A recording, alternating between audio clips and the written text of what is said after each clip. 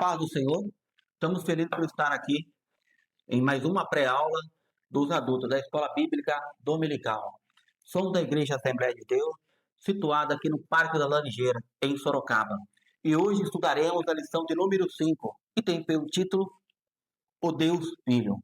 Ô glória! Lição de número 5, que vai ser ministrada em 1º de fevereiro de 2026. O Deus Filho. Texto áureo da lição, que está em Mateus 17, no versículo 5, parte B. Este é o meu filho amado, em quem me comprado, escutai-o. Verdade prática. Jesus Cristo, o Deus Filho, é a revelação plena do Pai, centro da revelação divina e único mediador entre Deus e o homem. Ô glória! Também vamos ler a nossa leitura em classe. Nossa leitura em classe está em Lucas capítulo 1, versículo 31, 32, 34 e 35. E em Mateus 17, do versículo 1 ao versículo 8, que nos diz, Lucas 1, 31. E eis que em teu ventre concederá e dará à luz um filho, e por-lhe o nome de Jesus. Este será grande e será chamado Filho do Altíssimo. E o Senhor Deus lhe dará o trono de Davi, seu pai. E disse Maria ao anjo: Como se fará isso, visto que não conheço o varão? E, respondendo o anjo, disse-lhe: Descerá sobre ti o Espírito Santo e a virtude do Altíssimo te cobrirá com a sua sombra. Pelo que também o santo que de ti há de nascer, este será chamado Filho de Deus. Mateus, capítulo 17 e versículo 1. 6 dias depois, tomou Jesus consigo Pedro e a Tiago e a João, seu irmão, e os conduziu em particular ao monte alto, e transfigurou-se diante dele, e o seu rosto resplandeceu como o sol, e as suas vestes tornaram brancas como a luz. E eis que lhe apareceram Moisés e Elias falando com ele.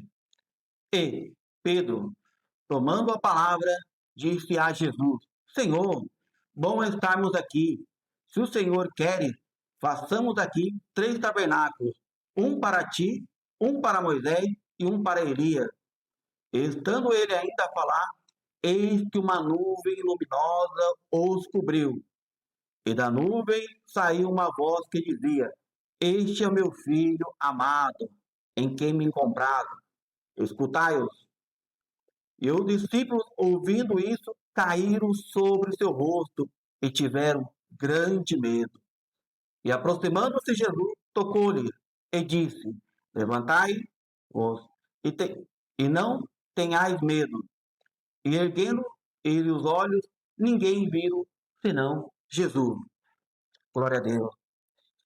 Esta lição que tem por título O Deus Filho, e a palavra-chave é Cristo. Evangelista Josiel, pode nos trazer uma introdução e dar uma rápida saudação, por favor? A paz do Senhor, meus irmãos. Hoje estamos já na lição de número 5. Sou grato a Deus por ter essa grande oportunidade de voltar aqui com os nossos irmãos, irmão Henrique, o pastor Zé Ribeiro também. E a lição de número 5 é a primeira das 3 lições que estaremos falando a respeito do Filho. O foco, falar a questão da divindade do Filho, quando ele nasceu. Também a centralidade do Deus Filho. E também no terceiro tópico aprenderemos aí sobre a missão redentora do Deus Filho. Teremos aí um tema excepcional para estudarmos juntos nessa noite. Nosso pastor José Ribeiro. Como disse o nosso evangelista Josiel, é importante ressaltar que nas 3 lições anteriores estudamos sobre a pessoa de Deus, no estudo que integra o elenco das grandes doutrinas bíblicas, sistematicamente organizadas e apresentadas ao nosso conhecimento. É o que chamamos de teologia ou teontologia. Nessa lição e nas duas próximas, estudaremos a doutrina bíblica sobre o Deus Filho, que em teologia sistemática é chamada de cristologia. Quando passamos a estudar a pessoa e a obra de Cristo, estamos bem no centro da teologia cristã. Sobre vários aspectos, Jesus Cristo é uma pessoa singular, sendo que o mais importante é que ele centraliza o evangelho da graça de Deus. Ele mudou a face da história, pois através dele a eternidade invadiu o tempo. Deus se fez homem e a vida humana adquiriu, por meio de sua redenção, um significado que a eleva acima da ordem natural e a torna própria para a comunhão e a obra de Deus.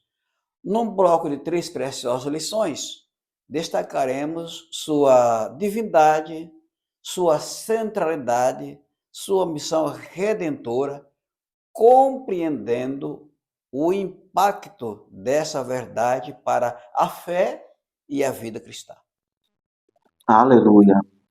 Deus é um só, mas se revela em 3 pessoas: Pai, o Filho e o Espírito Santo.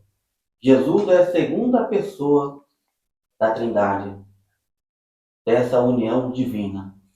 Amém? Seguindo o primeiro tópico, a divindade do Filho. O nosso primeiro subtópico, nós temos a respeito da concepção virginal de Jesus. Quero deixar aí aos amados professores algumas referências bíblicas, apenas para fazer menção. Primeira referência, Mateus capítulo 1, versículo 18. Na Nova Versão Internacional vai dizer assim: foi assim o nascimento de Jesus Cristo. Maria, sua mãe, estava prometida em casamento a José. Mas antes que se unissem, a expressão antes que se unissem, achou-se grávida pelo Espírito Santo. Note bem esse versículo aí. Mateus capítulo 1, ainda no versículo 22, na mesma versão vai dizer assim: tudo isto aconteceu para que se cumprisse o que o Senhor dissera pelo profeta. A virgem ficará grávida e dará à luz um filho, e o chamará Emanuel, que significa Deus conosco. E quem falou essa profecia? Nós conhecemos bem. Isaías, capítulo 7, versículo 14. 700 anos antes desse fato acontecer, no capítulo 7, versículo 14 de Isaías é dito assim: por isso o Senhor mesmo nos dará a vocês um sinal. A virgem ficará grávida, dará à luz um filho e o chamará de Emanuel. Apenas esses versículos para a utilidade aí nas aulas. Glória a Deus. Pastor José Ribeiro, seu comentário? Lendo aqui na primeira parte, nesse subponto, Lucas 1:35, respondeu-lhe o anjo: descerá sobre ti o Espírito Santo, e o poder do Altíssimo te cobrirá com a sua sombra. Por isso, aquele santo que de ti nascerá será chamado Filho de Deus. É importante notar aqui que na concepção virginal do Senhor Jesus há um mistério maravilhoso. Então, o anjo explicou para Maria que a sombra do Senhor lhe cobriria, o poder do Espírito Santo. E aí aparece uma palavrinha que os irmãos vão notar no comentário da nossa lição, que é episquiazo, que descreve o momento poderoso em que a presença divina se aproxima, lançando sua sombra protetora e luminosa sobre as pessoas. As Escrituras Sagradas associam o termo à nuvem de glória, ao poder criador do Espírito Santo e ao transbordamento da igreja ou da graça milagrosa sobre o corpo de Cristo. No contexto do Antigo Testamento, a nuvem do Senhor que cobria o tabernáculo as asas que protegiam dos querubins.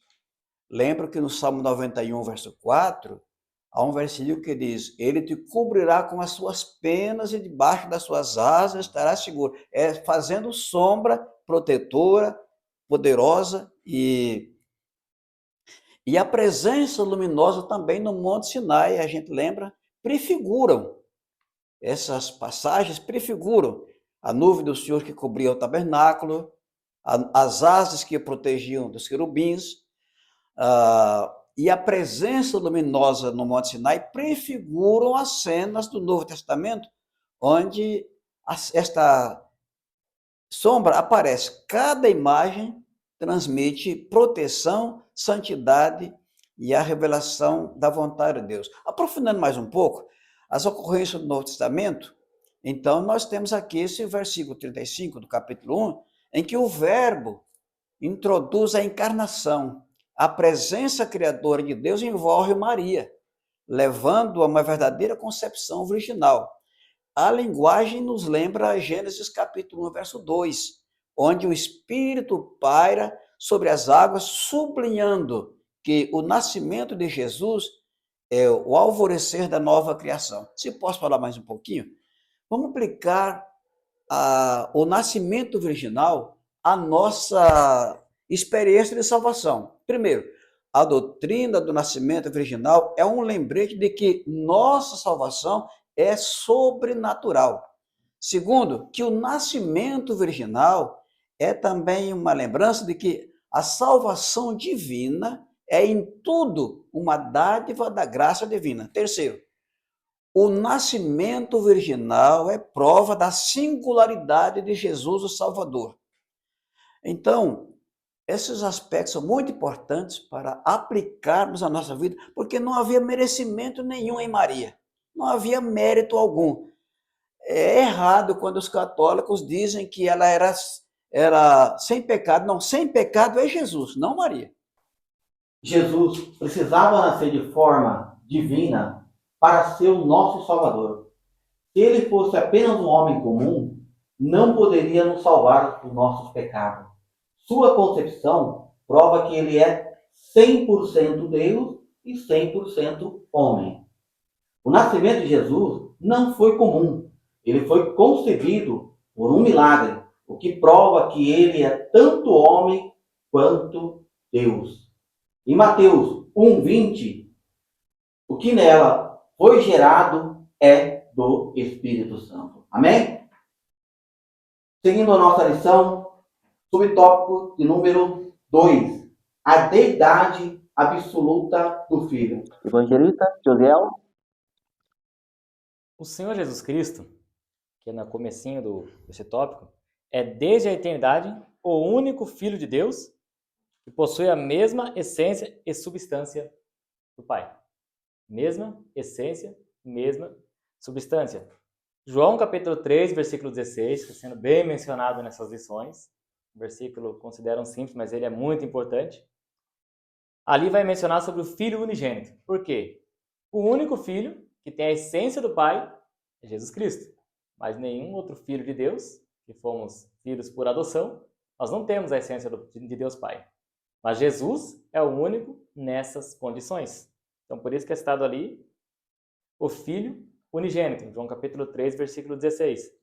Pedro reconhece em Mateus capítulo 16, quando é perguntado, o que dizem de mim? É Jeremias, é um dos profetas, é isso, é aquilo. Mas Pedro chega e fala a seguinte expressão no versículo 16 de Mateus capítulo 16. Simão Pedro respondendo disse, tu és o Cristo, o Filho do Deus vivo. Quando Jesus, ele morre na cruz, quando ele é tirado da cruz, acontece todos aqueles terremotos, aquelas coisas ali, Mateus capítulo 27, o centurião olha e diz, verdadeiramente esse homem era o Filho de Deus. José Ribeiro. Muito bem, bem colocada, e é interessante observar que da mesma forma como Filho do Homem significa um nascido do homem, assim também Filho de Deus significa um nascido de Deus. Por isso, dizemos que esse título proclama a deidade ou a divindade de Cristo. Jesus nunca é chamado um filho de Deus, como os homens santos são chamados filhos de Deus. Ele é o Filho de Deus do sentido único. Jesus é descrito mantendo uma relação para com Deus não participada por nenhuma outra pessoa no universo. E o estudo da deidade ou da divindade, tanto faz, né, de Cristo, nos revela, primeiro, que Jesus tinha plena consciência de si mesmo. Ele também, em segundo lugar, ele fazia as reivindicações que esclarecem e atestam sua divindade. Ele disse assim: meu Pai trabalha até agora. Ele diz também: saí do Pai. Ele diz também: o Pai me enviou. Então, ele reivindicava para ele esse título de divino e também a superioridade do Senhor Jesus, que é um terceiro ponto muito importante para ser notado. A superioridade de Cristo é superior e incontestável, né? E outra, a impecabilidade do Senhor Jesus. Ele mesmo disse assim: quem dentre vós me convence de pecado? Aleluia. Vamos fazer uma comparação aqui. Como se tivesse um rio. Para ligar as duas margens de um rio, como se Jesus fosse uma ponte, tá? Para ligar as duas margens de um rio, a ponte precisa tocar os dois lados. Jesus toca ao lado de Deus, por ser Deus, e do lado dos homens, por ser homem. Por isso, só Ele pode nos levar ao Pai. Antes de o mundo ser criado, Jesus já estava lá. Ele é a segunda pessoa da Trindade. Ou seja, 100% Deus, 100% homem. Em João 1:1, no princípio era o Verbo, e o Verbo estava com Deus, e o Verbo era Deus. Em João 10:30, eu e o Pai somos um. Ô glória! Coisa maravilhosa. Terceiro subtópico, os atributos divinos de Jesus. Pode fazer o comentário, meu querido. Meus irmãos, amados professores, isso é apenas um versículo para a gente meditar, que também é outro versículo conhecido, que é Hebreus capítulo 13, versículo 8. E dentro desse versículo nós encontramos a imutabilidade, a eternidade, também a onipotência de Deus, dentro desse mesmo versículo. Jesus Cristo é mesmo ontem, hoje e eternamente. Mas quando ele fala fala da qualidade de ser. Você vai lembrar do eu sou. Você vai lembrar do eu sou. Aí já vai entrar a onipotência, todo atributo de Deus já entra só nesse aí. Aí depois ele vai falar o mesmo. O mesmo vai se referir à sua imutabilidade. E quando ele fala ontem, hoje e eternamente, a sua eternidade. Interessante essa questão do eu sou, que Jesus, quando alguns judeus ouvem ele faz uma seguinte afirmação: eu afirmo que antes que Abraão existisse, eu sou. Os judeus entenderam tanto isso, que eles pegaram em pedra, vão matar esse homem. Não tem como. Por quê? Porque lá em Êxodo capítulo 3, pode anotar aí, versículo 14, Deus disse a Moisés: eu sou o que sou. É isso que você dirá aos israelitas. Eu sou, me enviou a vós. Então, quando eles ouviram essa palavra, eles lembraram dessa passagem de Êxodo, opa, está falando que é Deus. Pastor José Ribeiro. Esse subtópico está tratando dos atributos divinos de Jesus, né? Como segunda pessoa da Trindade, ele possui todos os atributos essenciais da divindade. Podemos citar alguns, por exemplo, eternidade. Este atributo expõe alguns pensamentos solidamente apoiados na Bíblia. Primeiro, Jesus não teve começo, pois ele é eterno. Lá em Isaías 9:6, ele é chamado o Pai da eternidade. Em segundo lugar, Jesus Cristo não começou a existir no dia em que ele nasceu. Em terceiro lugar, a gente observa que esse atributo não pode ser aplicado a ninguém, a não ser Deus. Nós vamos viver na eternidade, mas nós não seremos eternos, porque nós já temos a nossa existência aqui. Então, lá em Isaías 9:6, Jesus é chamado Pai da eternidade, e Miqueias 5:2, quando profetiza o nascimento de Jesus, ele declara que esse mesmo Jesus, que do lado humano deveria nascer em Belém, era do lado divino aquele cujas saídas são desde a eternidade. Assim também João anuncia que este Logos, o verbo de Deus, né, estava no princípio, e ele não era outro senão o Deus eterno. João 1, versos 1 e 2. Desse próprio ele disse: antes que Abraão existisse, eu sou. Jesus também é imutável, como foi citado, né? Ele é o mesmo ontem, hoje e eternamente. Ele é também onipresente. Ele disse assim: onde estiver 2 ou 3 reunidos no meu nome, eu estou no meio deles. E finalizando lá a missão que a igreja deveria receber, ele diz: eis que eu estou convosco todos os dias até a consumação do século. Um outro atributo é a onisciência, porque Jesus conhece todas as coisas, inclusive nossos pensamentos. Está definidamente estabelecido que Cristo conhecia todas as coisas, mesmo naquele tempo. Ele já sabia o que as pessoas estavam pensando, estavam conjecturando. Ele já ele fazia algumas vezes fez pergunta: por que arrazoais, né, vossos pensamentos, né? Qual é mais fácil? Dizer para o paralítico: perdoar o seu pecado, ou levanta e anda? Qual é que é mais fácil? Nenhuma, né? Mas ele pode fazer as duas coisas. Ele tanto pode perdoar o pecado, como fazer o paralítico andar, né? Outra coisa, ele é onipotente, né? Isso demonstra de forma incontestável a sua plena divindade. Ele crer em Jesus como Deus é vital para a fé cristã. Negar qualquer um desses atributos é negar a essência do Evangelho. Aleluia. Saber que Jesus tem esses atributos nos dá segurança. Se ele é onisciente, ele conhece a nossa dor. Se ele é onipotente, ele tem o poder para nos ajudar. Se ele é imutável, suas promessas não vão falhar. Ele tem todo o poder. Não existe nada impossível para ele, pois ele é o Senhor Todo-Poderoso. Apocalipse 1:8. Em João 21:17, Senhor, tu sabes todas as coisas. Amém? Ô glória! Tópico de número 2. Centralidade do Deus Filho. Evangelista? Subtópico 1, a glória sobrenatural de Jesus. Aí vai começar aqui a sequência mencionando bastante a cena ali do Monte da Transfiguração. Mateus capítulo 17, versículo 2, apenas mencionando, Jesus se transfigurou diante dos seus discípulos. Que discípulos? Pedro, Tiago e João. Apenas ali, para esses três discípulos, eles viram ali a glória de Jesus Cristo, quem ele de fato era.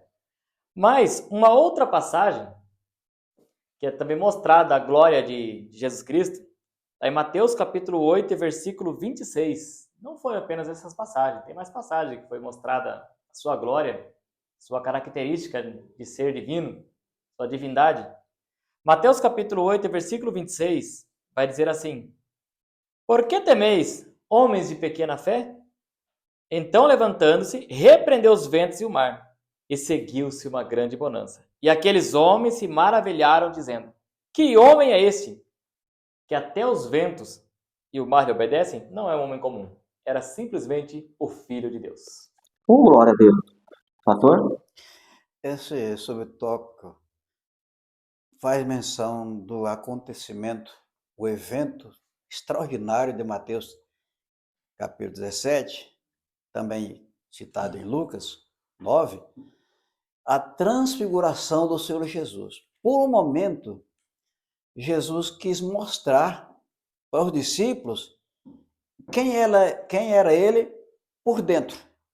Porque até aquela ocasião, eles tinham um conhecimento superficial, porque via ele apenas como um grande ensinador, um grande mestre, um grande operador de milagres, né? Aí Jesus fez uma promessa antes, que entre aqueles que lá estavam, alguns não morreriam antes de ver o seu reino em glória, né? E foi nessa ocasião que ele mostrou o reino dele, mostrou a glória dele, mostrou o seu domínio, ele se transfigurou, ele foi uma coisa maravilhosa. E nesse texto a gente encontra pelo menos uns 5 ações importantes para a gente pensar bem. Primeiro, houve um preparativo para a manifestação dessa glória.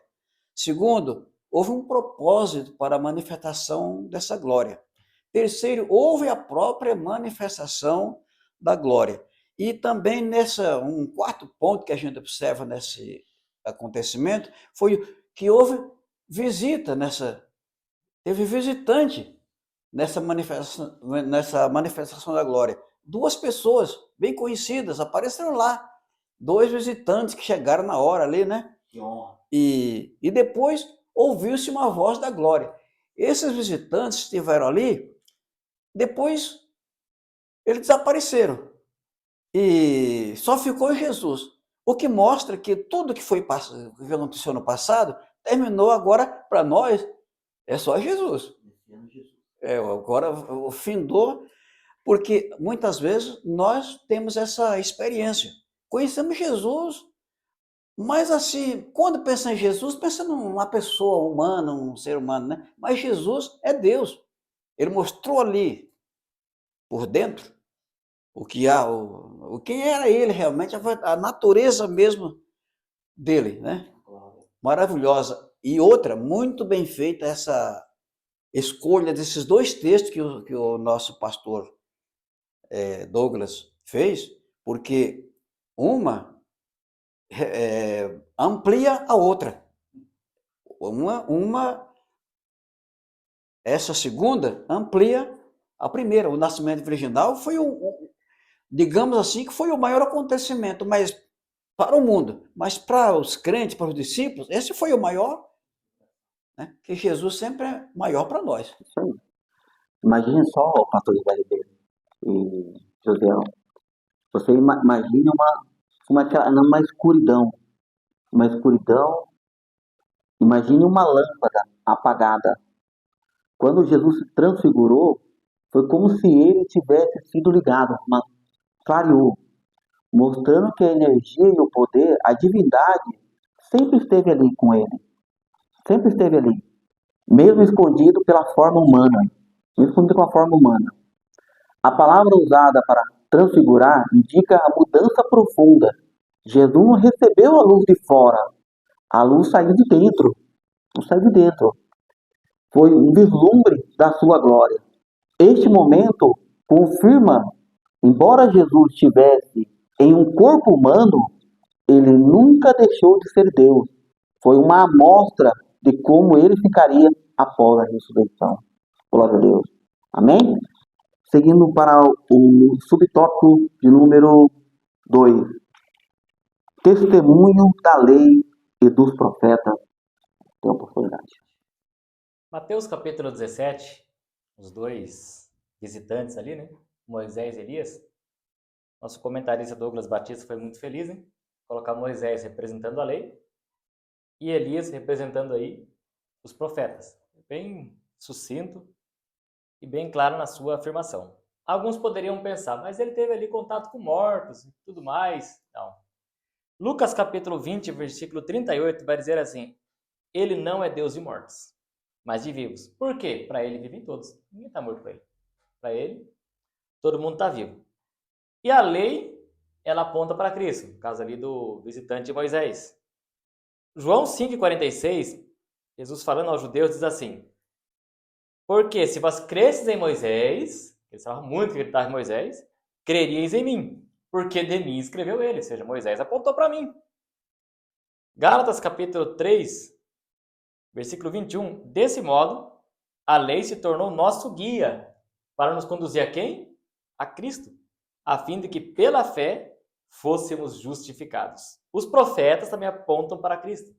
Lucas capítulo 24, versículo 27, o próprio Jesus falando ali para os 2 discípulos no caminho de Emaús, começando por Moisés e por todos os profetas, ele explicava o que dele, de quem? De Cristo, se achava em todas as Escrituras. Tanto a lei quanto todos os profetas apontam para Jesus Cristo. Aleluia. Aleluia, glória a Deus. José Ribeiro? Então, seguindo esse raciocínio, a gente observa, primeiro, que a transfiguração foi um ato divino, pleno, cheio, né, de significado escatológico.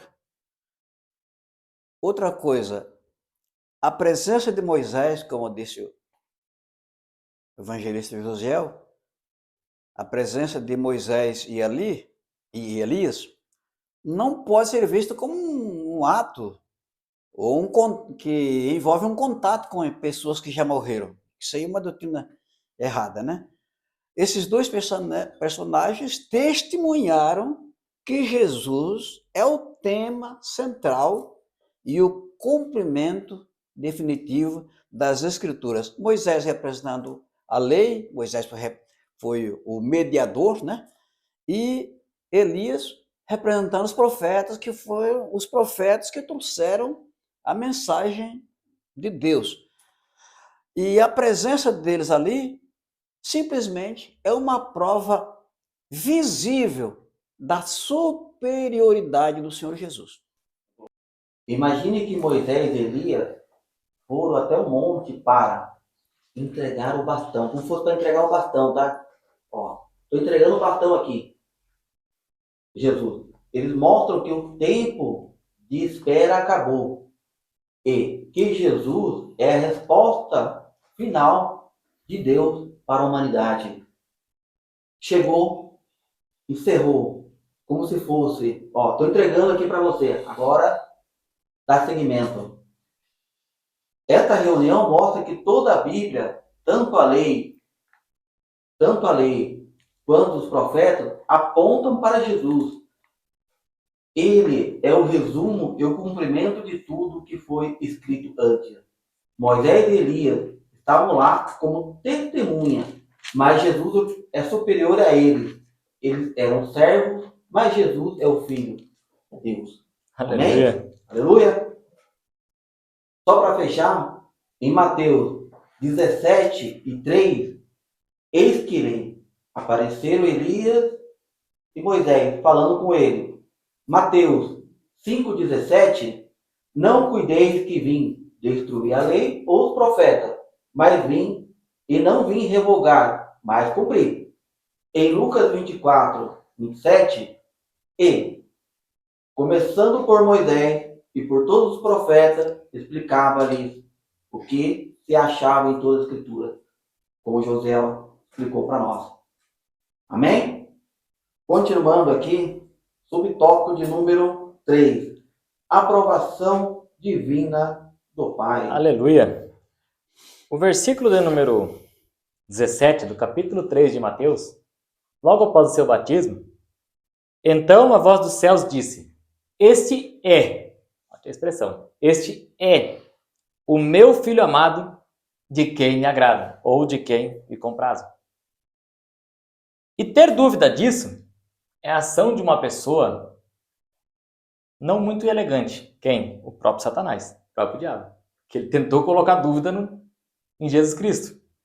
Porque lá na tentação, por pelo menos 2 vezes, lembrando aqui, no versículo 3 e versículo 9 do capítulo 4 de Lucas, ele vai fazer a seguinte expressão, se és o Filho de Deus, manda essas pedras transformar-se em pães. Se és o Filho de Deus, se és o Filho de Deus, ou seja, não tem dúvida, é o Filho de Deus. Então, só abrindo esse parêntese, quem tenta colocar dúvida no coração dos homens que Jesus é o Filho de Deus, desculpe a expressão, é coisa do inferno. É coisa do diabo. E Mateus capítulo 17, versículo 5, que é da transfiguração novamente mencionando, né? Jesus, o Pai, mais uma vez vai dizer, este é o meu Filho em quem me agrada. E tem mais, ouçam-o. Ô, glória. Amém. Pastor José Ribeiro. Mais uma vez vemos aí a nuvem. A Aleluia. nuvem gloriosa, poderosa, uma nuvem diferenciada. E diz que dessa nuvem, uma voz falava clara, poderosa, distintamente, confirmando a divindade de Jesus. Este é o meu filho amado, em quem me comprazo. E houve um problema aí, que o Pedro começou a conversar. Não era para ele falar. Esse Pedro, Então Jesus, aí Deus falou da glória. Escutai o filho. Não era a hora, né? esse Pedro. Mas nessa declaração, a gente encontra 3 verdades inseparáveis. Primeiro, identificação. Este é o meu filho. Cristo é apresentado como filho eterno, não por adoção, mas por geração eterna. Outra coisa que observamos aqui é afeto. Este é o meu filho amado. Isso é afeto, né? O amor, que chama-se de amor intratrinitário, é revelado no relacionamento perfeito entre o pai e o filho. Terceira observação é a aprovação, né? Então nós encontramos aqui essas 3 verdades inseparáveis: identificação, afeto e aprovação em quem me compraz. Quer dizer, o Pai confirma que toda a obra e vida de Jesus estão em plena conformidade com sua vontade. O problema de Pedro é que ele era rápido para falar e lento para ouvir. Infelizmente, a tribo de Pedro não desapareceu, cresceu. Tem muita gente que tem uma coceira na garganta para falar, né? Aleluia. Muitos falam muito, mas não gostam de ouvir. Ou falam muito e ouvem pouco. Fica uma lição aqui para nós, né? Que o quanto é importante a gente não se precipitar. Não. Sabe lá quanta coisa mais. Parece que Pedro estava interessado em saber que tipo de conversa Jesus estava tendo com Moisés e Elias, né? Aí Deus deu um puxão de orelha, né? Escuta. Ele é meu filho amado, escutai. Moisés representando a lei, Elias representando os profetas. Foi importante.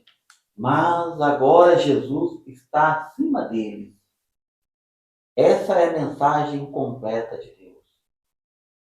Este momento marca a mudança da antiga para a nova aliança. Agora, nossa fé não é baseada apenas em apenas regras e lei, mas em Jesus Cristo. 1 João 5,12. Quem tem o Filho tem a vida. Quem não tem o Filho de Deus não tem a vida. Aleluia. Glória a Deus. Seguindo aqui, vamos para o tópico de número 3. A missão redentora do Deus Filho. Interessante esse primeiro subtópico. O Filho como revelação suprema, ou mostrando aí a sua superioridade. Lembra bem a carta aos Hebreus, né? Mostrando a superioridade de Cristo ali nos primeiros capítulos. Mas Hebreus capítulo 3 e o versículo 3, Jesus foi considerado digno de maior glória do que Moisés. Esse versículo aí está mostrando a superioridade de Cristo em relação a Moisés. É superior aos profetas e a todos da antiga aliança. Lembra de Mateus capítulo 16, que nós mencionamos já nesta lição? Uns falam que ele era João Batista, outros falam que é Elias, outros falam que era Jeremias, que era um dos profetas. Mas Pedro vem e mostra que Cristo é muito superior a Jeremias, a Elias e a todos os profetas da antiga aliança, quando Pedro afirma: Tu és o Cristo, o Filho do Deus vivo. Ora, sendo filho do Deus vivo, automaticamente é muito, mas muito superior a todos da antiga aliança, superior a Moisés e superior aí a todos os profetas. Por isso a ordem, Mateus capítulo 17, versículo 5, a ele ouvi, porque ele é superior a todos. Pastor José Ribeiro. Interessante nesse ponto daí, nesse primeiro subtópico, quero deixar só duas coisas. Que Jesus supera toda revelação anterior. É o assunto do capítulo 1, versículo 1 da carta aos Hebreus. E segundo, Cristo revela Deus de forma plena e pessoal. É muito importante aprofundar esse raciocínio. Moisés e Elias eram grandes homens, mas eles foram embora. Jesus ficou. Isso nos ensina que a nossa vida, líderes passam, amigos passam e tempo mudam. Mas Jesus permanece conosco para sempre, como nosso único, suficiente Salvador. Não existe outro caminho, santo ou profeta, que possa nos ligar a Deus.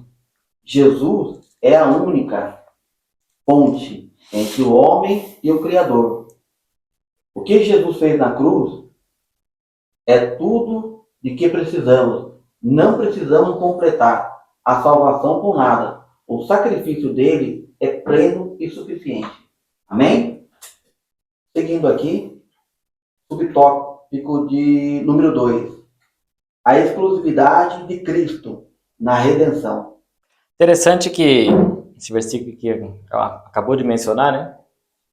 Que quando os discípulos olharam, não tinha mais Moisés, não tinha mais Elias, apenas Jesus, indicando o quê? A exclusividade na obra da redenção. E João capítulo 14, versículo 6, eu sou o caminho, Jesus está falando, a verdade e a vida. Ninguém vem ao Pai senão por mim. Não adianta querer colocar outros mediadores, querer colocar outro caminho que não vai chegar até Deus. Então o versículo, esse tópico aqui, ele é bem esclarecido, tanto na passagem de Mateus 17, versículo 8, quando viram ali unicamente Jesus, como também por João, capítulo de número 14 e o versículo 6. Aleluia. Pastor José Ribeiro.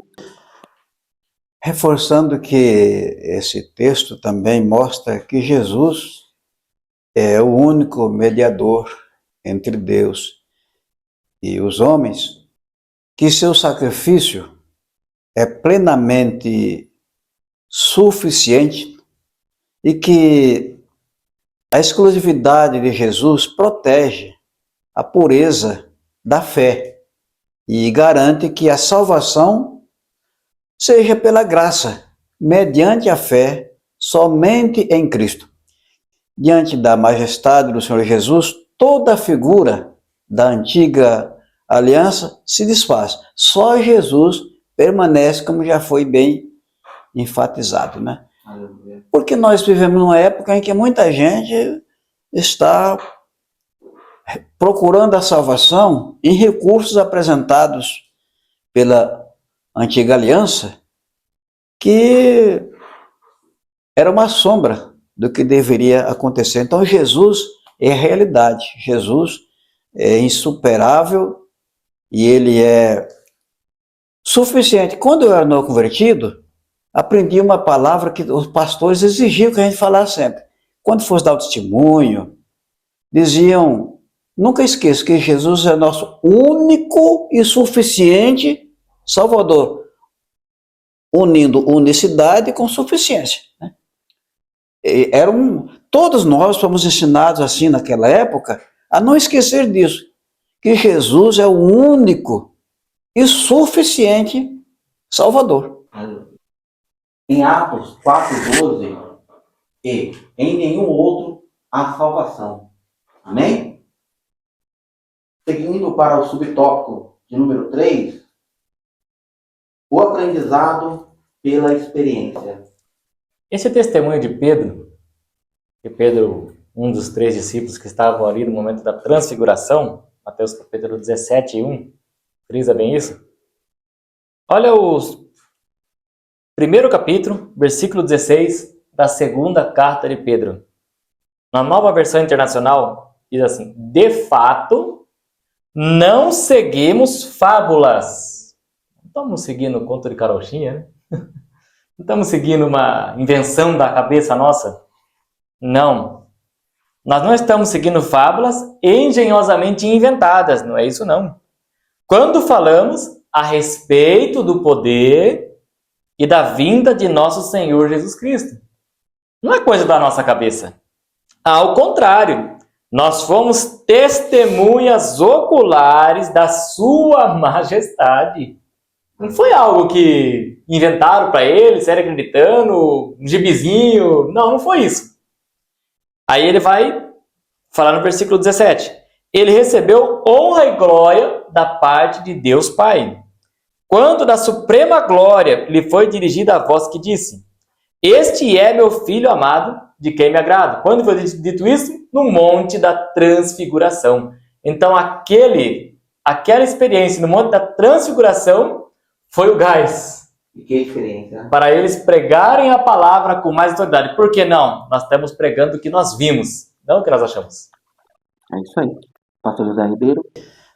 Nessa linha de pensamento, a gente nota que a revelação de Cristo foi também um evento pedagógico para os discípulos. Eles não esqueceram mais. João 1,14 está dizendo: o verbo se fez carne e vimos a sua glória. Onde é que eles viram? Lá na transfiguração. Cheio do unigênito, cheio de graça e de verdade. Então, a experiência fortaleceu os discípulos para o próximo acontecimento, que seria o sofrimento do Senhor Jesus, né? Mais tarde, Pedro reconheceu isso, como o evangelista Josiel bem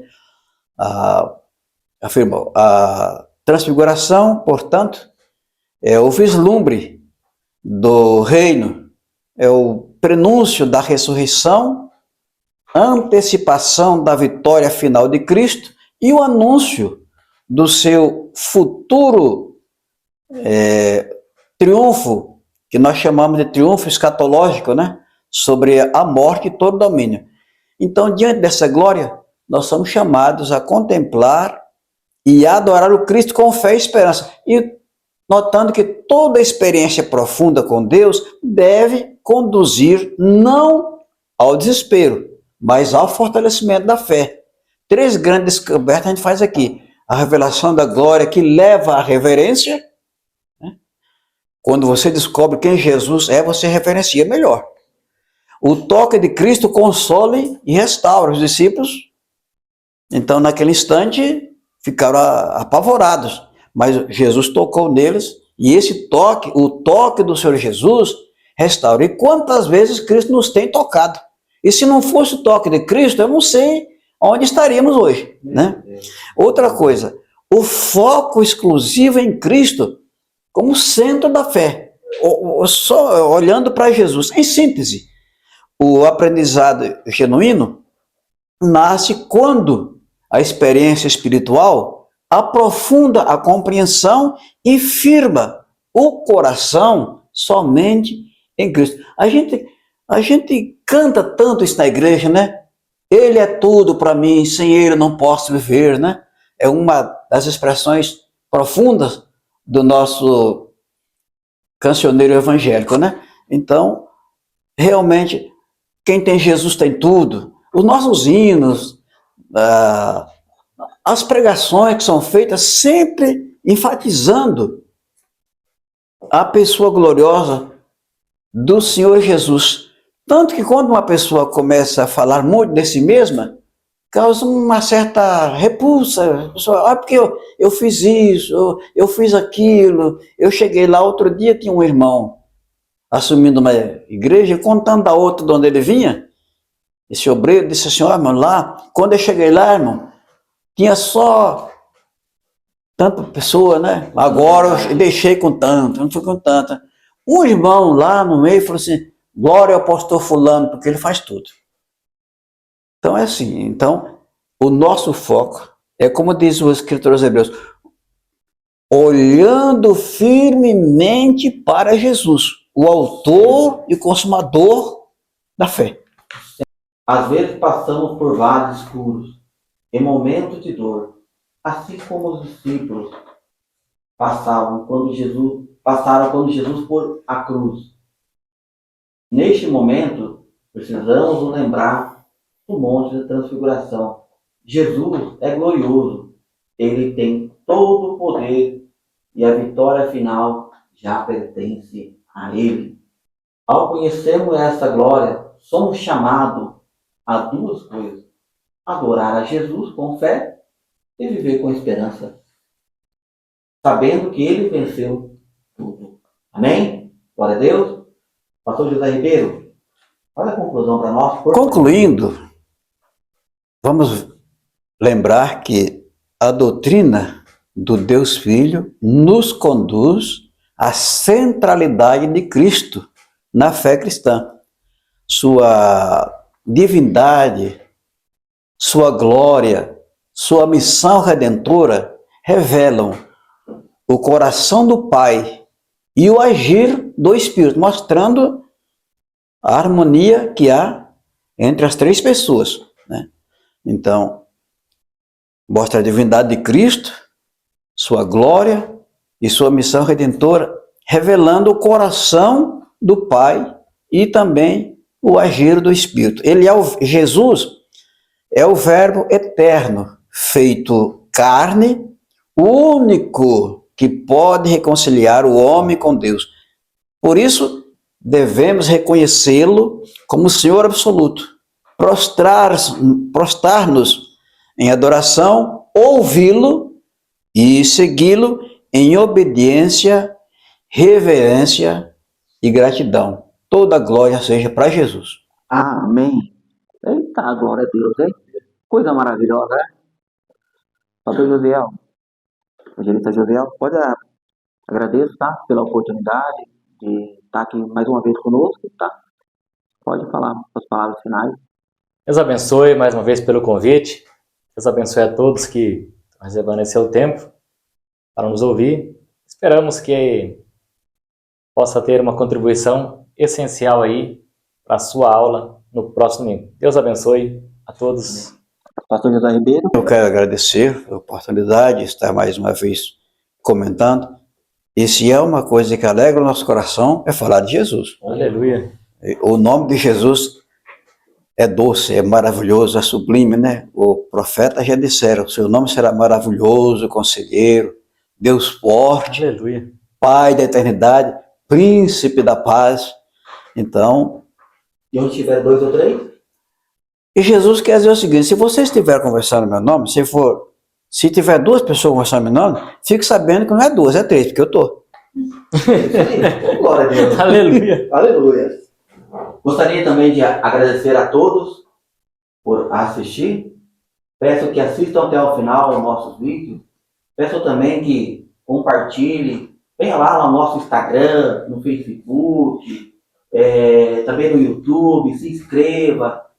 Compartilhe. Acredito que Deus vai nos abençoar grandemente e que virão novas aulas, novas pré-aulas e continue nos assistindo. Deus abençoe a todos. Amém.